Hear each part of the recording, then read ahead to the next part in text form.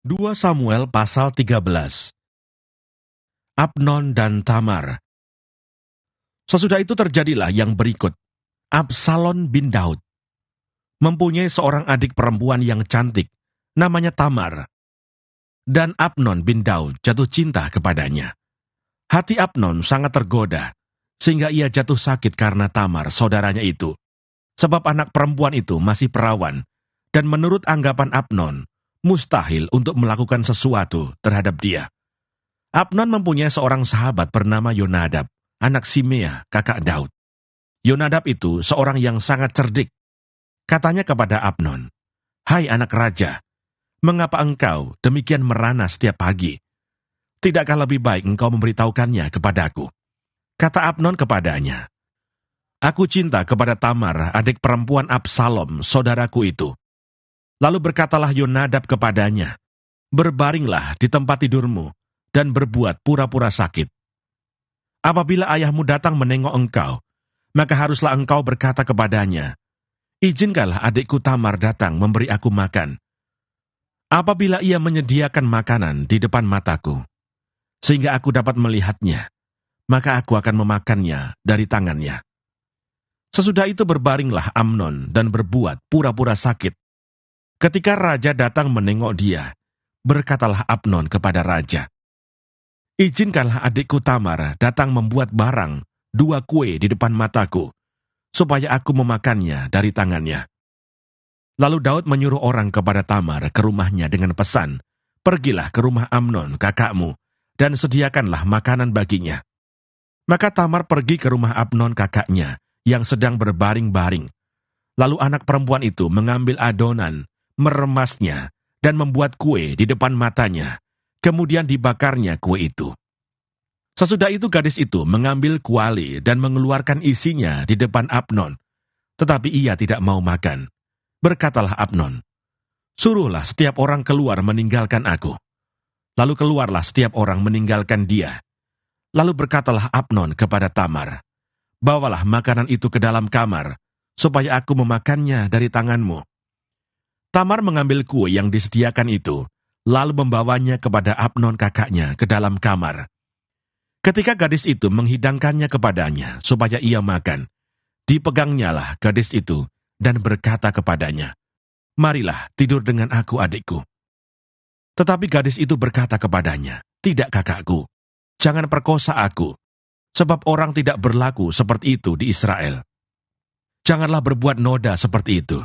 Dan aku, kemanakah ku bawa kecemaranku? Dan engkau akan dianggap sebagai orang yang bebal di Israel. Oleh sebab itu, berbicaralah dengan raja, sebab ia tidak akan menolak memberikan aku kepadamu." Tetapi Amnon tidak mau mendengarkan perkataannya, dan sebab ia lebih kuat daripadanya, diperkosanyalah dia, lalu tidur dengan dia. Kemudian timbullah kebencian yang sangat besar pada Amnon terhadap gadis itu. Bahkan lebih besar benci yang dirasanya kepada gadis itu daripada cinta yang dirasanya sebelumnya. Lalu Amnon berkata kepadanya, "Bangunlah, enyahlah." Lalu berkatalah gadis itu kepadanya, "Tidak kakakku, sebab menyuruh aku pergi adalah lebih jahat daripada apa yang telah kau lakukan kepadaku tadi." Tetapi Amnon tidak mau mendengarkan dia. Dipanggilnya orang muda yang melayani dia, katanya, "Suruhlah perempuan ini pergi daripadaku, dan kuncilah pintu di belakangnya." Gadis itu memakai baju kurung yang maha indah, sebab demikianlah putri-putri raja yang masih perawan berpakaian baju kurung panjang. Kemudian pelayan itu menyuruh dia keluar, lalu mengunci pintu di belakangnya. Lalu Tamar menaruh abu di atas kepalanya, mengoyakkan baju kurung yang maha indah yang dipakainya, meletakkan tangannya di atas kepalanya, dan pergilah ia sambil meratap dengan nyaring. Bertanyalah Absalom kakaknya kepadanya, "Apakah Amnon kakakmu itu bersetubuh dengan engkau? Maka sekarang adikku, diamlah saja. Bukankah ia kakakmu? Janganlah begitu memikirkan perkara itu." Lalu Tamar tinggal di rumah Absalom kakaknya itu seorang diri. Ketika segala perkara itu didengar Raja Daud, sangat marahlah ia. Dan Absalom tidak berkata-kata dengan Amnon, baik tentang yang jahat maupun tentang yang baik. Tetapi Absalom membenci Amnon sebab ia telah memperkosa Tamar adiknya. Abnom dibunuh, Absalom melarikan diri. Sesudah lewat 2 tahun, Absalom mengadakan pengguntingan bulu domba di Baal Hasor yang dekat kota Efraim. Lalu Absalom mengundang semua anak raja. Kemudian Absalom menghadap raja lalu berkata, "Hambamu ini mengadakan pengguntingan bulu domba. Kiranya raja dan pegawai-pegawainya ikut bersama-sama dengan hambamu ini."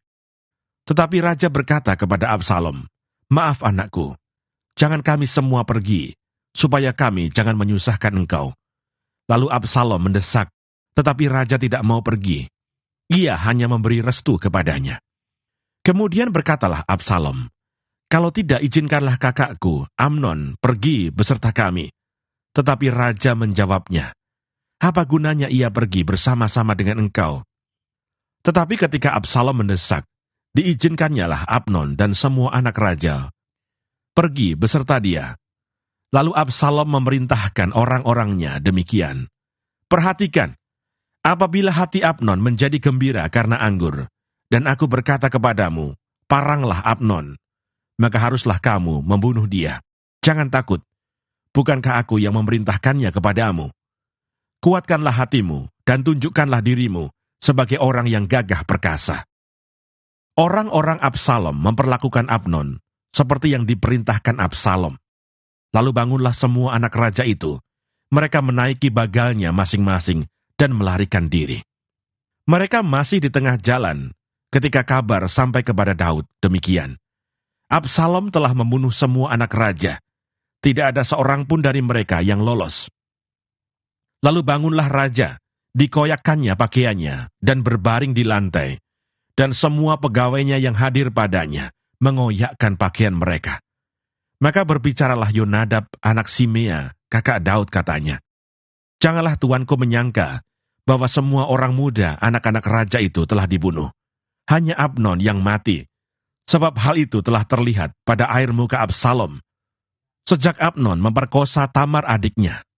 Jadi janganlah tuanku raja menaruh pikiran dalam hatinya bahwa semua anak raja itu sudah mati, sebab hanya Amnon yang mati." Absalom melarikan diri.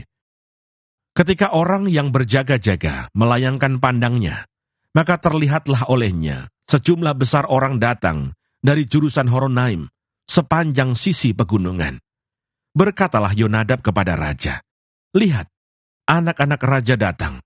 Benar seperti kata hambamu ini." Baru saja ia habis berkata, datanglah anak-anak raja itu. Mereka menangis dengan suara nyaring. Juga raja dan semua pegawainya menangis dengan amat keras. Absalom telah melarikan diri dan telah pergi kepada Talmai bin Amihur, raja negeri Gesur. Dan Daud berduka cita berhari-hari lamanya karena anaknya itu. Absalom telah melarikan diri dan telah pergi ke Gesur. Ia tinggal di sana 3 tahun lamanya. Lalu raja tidak lagi marah terhadap Absalom, sebab kesedihan hatinya karena kematian Amnon telah surut. 2 Samuel pasal 14. Absalom kembali. Ketika Yoab anak Zeruya mengetahui bahwa hati raja merindukan Absalom, maka ia menyuruh orang ke Tekoa menjemput dari sana seorang perempuan yang bijaksana. Lalu ia berkata kepada perempuan itu, "Berlakulah pura-pura berkabung, dan pakailah pakaian berkabung. Janganlah berurap dengan minyak, dan berlakulah seperti seorang perempuan yang telah lama berkabung karena seorang mati." Kemudian masuklah menghadap raja, dan berbicaralah kepadanya seperti ini. Lalu Yoab menaruh perkataannya ke dalam mulut perempuan itu. Ketika perempuan Tekoa itu masuk menghadap raja, sujudlah ia dengan mukanya ke tanah dan menyembah sambil berkata, "Tolonglah ya tuanku raja." Raja bertanya kepadanya, "Ada apa?" Jawabnya, Aku ini seorang janda, sebab suamiku sudah mati. Hambamu ini mempunyai 2 orang anak laki-laki. Mereka berkelahi di padang, dan karena tidak ada yang memisahkan, maka yang satu memukul yang lain dan membunuh dia. Dan sekarang seluruh kaum keluarga bangkit melawan hambamu ini, dan mereka berkata, serahkanlah orang yang membunuh saudaranya itu, supaya kami menghukum dia mati ganti nyawa saudaranya yang telah dibunuhnya itu. Dan supaya kami memunahkan juga ahli waris itu, mereka hendak memunahkan keturunanku yang masih tersisa itu, dengan tidak meninggalkan nama atau keturunan bagi suamiku di muka bumi. Lalu berbicaralah raja kepada perempuan itu, pulanglah ke rumahmu. Mengenai engkau akan kuberi perintah. Perempuan Tekoa itu berkata kepada raja, aku dan keluargaku akan menanggung kesalahan itu, ya tuanku raja. Tetapi raja dan tahtanya tak bersalah. Lalu berkatalah raja, jika ada orang yang mengatakan apa-apa lagi terhadap engkau, bawalah orang itu menghadap aku, maka ia tidak akan mengusik engkau lagi. Kata perempuan itu, kiranya raja ingat kepada Tuhan Allahmu, supaya si penuntut tebusan darah jangan terlalu banyak menimbulkan kemusnahan, dan supaya mereka jangan memunahkan anakku itu. Lalu berkatalah raja, demi Tuhan yang hidup, sehelai rambut pun dari kepala anakmu itu takkan jatuh ke bumi. Kemudian berkatalah perempuan itu, izinkanlah hambamu ini berkata sepatah kata lagi kepada tuanku raja. Jawabnya, katakanlah. Berkatalah perempuan itu, mengapa raja merancang hal yang demikian terhadap umat Allah? Oleh karena tuanku mengucapkan perkataan ini, maka tuanku sendirilah yang bersalah dengan tidak mengizinkan pulang orang yang telah dibuangnya. Sebab kita pasti mati. Kita seperti air yang tercurah ke bumi, yang tidak terkumpulkan. Tetapi Allah tidak mengambil nyawa orang, melainkan ia merancang, supaya seorang yang terbuang, jangan tinggal terbuang daripadanya. Maka sekarang aku datang mengatakan perkataan ini kepada tuanku raja, karena orang banyak itu telah menakut-nakuti aku. Sebab aku pikir hambamu ini, baiklah aku berbicara dahulu dengan raja. Mungkin raja mengabulkan permohonan hambanya ini. Sebab raja akan mendengarkan aku, dan akan melepaskan hambanya ini dari tangan orang yang hendak memunahkan aku, dan anakku bersama-sama dari milik pusaka Allah. Juga hambamu ini berpikir, perkataan tuanku raja tentulah akan menenangkan hati. Sebab seperti malaikat Allah, demikianlah tuanku raja yang dapat membeda-bedakan apa yang baik dan jahat, dan Tuhan Allahmu kiranya menyertai tuanku. Lalu raja menjawab katanya kepada perempuan itu, baiklah, jangan sembunyikan kepada aku apa yang hendak kutanyakan kepadamu. Kata perempuan itu, berkatalah kiranya tuanku raja. Kemudian bertanyalah raja, adakah Yoab campur tangan dengan engkau dalam semuanya ini? Perempuan itu menjawab, demi hidupmu tuanku raja, tidaklah mungkin untuk menyimpang ke kanan atau ke kiri dari segala yang tuanku raja katakan.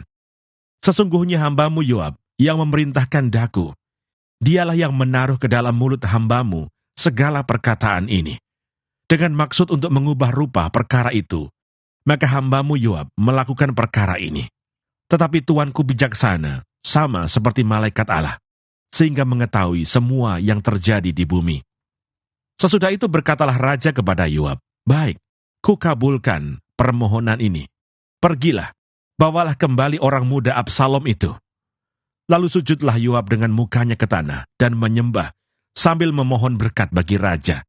Dan Yoab berkata, pada hari ini hambamu mengetahui bahwa tuanku raja suka kepada hamba, karena tuanku telah mengabulkan permohonan hambamu ini. Lalu bangunlah Yoab, ia pergi ke Gesur dan membawa Absalom ke Yerusalem. Tetapi berkatalah raja, ia harus pergi ke rumahnya sendiri. Jangan ia datang ke hadapanku. Jadi pergilah Absalom ke rumahnya sendiri, dan tidak datang ke hadapan raja. Di seluruh Israel tidak ada yang begitu banyak dipuji kecantikannya seperti Absalom. Dari telapak kakinya sampai ujung kepalanya, tidak ada cacat padanya. Apabila ia mencukur rambutnya, pada akhir tiap-tiap tahun ia mencukurnya karena menjadi terlalu berat baginya. Maka ditimbangnya rambutnya itu, 200 sikal beratnya, menurut batu timbangan raja. Bagi Absalom, lahir 3 orang anak laki-laki dan seorang anak perempuan yang bernama Tamar. Ia seorang perempuan yang cantik. Setelah Absalom diam di Yerusalem genap 2 tahun lamanya, dengan tidak datang ke hadapan raja, maka Absalom menyuruh memanggil Yoab untuk diutus kepada raja, tetapi ia tidak mau datang kepadanya. Kemudian disuruhnya memanggil dia lagi untuk kedua kalinya, tetapi ia tidak mau datang. Lalu berkatalah ia kepada hamba-hambanya, "Lihat, ladang Yoab ada di sisi ladangku, dan di sana ada jelainya. Pergilah, bakarlah itu." Maka hamba-hamba Absalom membakar ladang itu. Lalu Yoab pergi mendapatkan Absalom ke rumahnya, dan bertanya kepadanya, "Mengapa hamba-hambamu membakar ladang kepunyaanku itu?" Jawab Absalom kepada Yoab, "Ya, aku telah menyuruh orang kepadamu mengatakan, 'Datanglah kemari, supaya aku mengutus engkau kepada raja untuk mengatakan, apa gunanya aku datang dari Gesur? Lebih baik aku masih tinggal di sana.'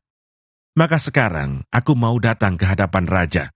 Jika aku bersalah, biarlah ia menghukum aku mati." Kemudian masuklah Yoab menghadap raja, dan memberitahukan hal itu kepadanya. Raja memanggil Absalom, dan ia masuk menghadap raja. Lalu sujud ke hadapan raja dengan mukanya ke tanah. Lalu raja mencium Absalom. 2 Samuel pasal 15. Absalom mengadakan persepakatan gelap. Sesudah itu Absalom menyediakan baginya sebuah kereta serta kuda dan 50 orang yang berlari di depannya. Maka setiap pagi, berdirilah Absalom di tepi jalan yang menuju pintu gerbang. Setiap orang yang mempunyai perkara dan yang mau masuk menghadap raja untuk diadili perkaranya, orang itu dipanggil Absalom dan ditanyai, "Dari kota manakah engkau?" Apabila ia menjawab, "Hambamu ini datang dari suku Israel anu," maka berkatalah Absalom kepadanya, "Lihat, perkaramu itu baik dan benar. Tetapi dari pihak raja, tidak ada seorang pun yang mau mendengarkan engkau." Lagi kata Absalom, "Sekiranya aku diangkat menjadi hakim di negeri ini, maka setiap orang yang mempunyai perkara atau pertikaian hukum boleh datang kepadaku, dan aku akan menyelesaikan perkaranya dengan adil. Apabila seseorang datang mendekat untuk sujud menyembah kepadanya, maka diulurkannyalah tangannya, dipegangnya orang itu dan diciumnya." Cara yang demikianlah diperbuat Absalom kepada semua orang Israel yang mau masuk menghadap untuk diadili perkaranya oleh raja. Dan demikianlah Absalom mencuri hati orang-orang Israel. Sesudah lewat 4 tahun bertanyalah Absalom kepada raja, "Izinkanlah aku pergi, supaya di Hebron aku bayar nasarku, yang telah kuikrarkan kepada Tuhan. Sebab hambamu ini ketika masih tinggal di Gesur, di Aram, telah bernasar demikian, 'Jika Tuhan sungguh-sungguh memulangkan aku ke Yerusalem, maka aku akan beribadah kepada Tuhan.' Lalu berkatalah raja kepadanya, 'Pergilah dengan selamat.'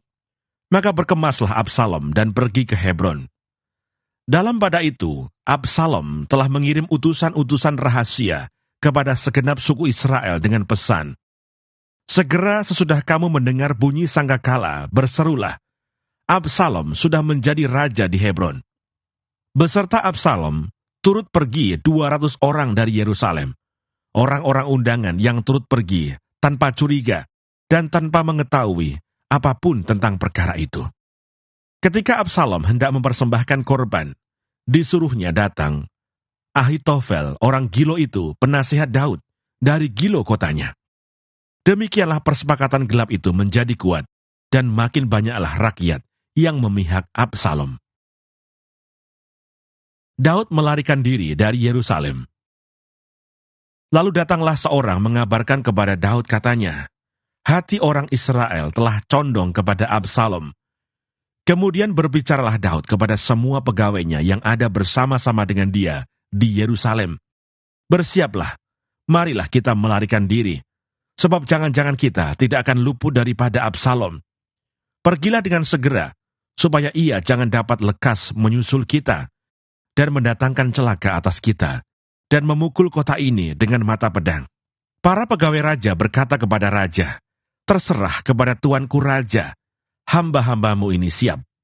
Lalu keluarlah raja dan seisi rumahnya mengiringi dia. 10 orang gundik ditinggalkan raja untuk menunggui istana. Maka keluarlah raja dan seluruh orang-orangnya mengiringi dia. Dekat rumah yang terakhir mereka berhenti, sedang semua pegawainya berjalan melewatinya. Juga semua orang Kreti dan semua orang Pleti, juga semua orang Gad, 600 orang banyaknya, yang mengiringi dia sejak dari Gad, berjalan melewati raja. Lalu bertanyalah raja kepada Itai, orang Gad itu, "Mengapa pula engkau berjalan bersama kami? Pulanglah dan tinggallah bersama-sama raja, sebab engkau orang asing. Lagi pula engkau orang buangan dari tempat asalmu. Baru kemarin engkau datang, masakan pada hari ini aku akan membawa engkau mengembara bersama-sama kami. Padahal aku harus pergi entah kemana. Pulanglah dan bawalah juga saudara-saudaramu pulang. Mudah-mudahan Tuhan menunjukkan kasih dan setia kepadamu." Tetapi Itai menjawab raja, "Demi Tuhan yang hidup, dan demi hidup tuanku raja, di mana tuanku raja ada, baik hidup atau mati, di situ hambamu juga ada." Lalu berkatalah Daud kepada Itai, "Jika demikian berjalanlah lewat." Kemudian lewatlah Itai, orang Gad itu, bersama-sama dengan semua orangnya dan semua anak yang menyertai dia. Seluruh negeri menangis dengan suara keras ketika seluruh rakyat berjalan lewat. Raja menyeberangi sungai Kidron, dan seluruh rakyat berjalan ke arah padang gurun. Dan lihat, juga Sadok ada di sana, beserta semua orang Lewi, pengangkat tabut perjanjian Allah. Mereka meletakkan tabut Allah itu. Juga Abiatar ikut datang.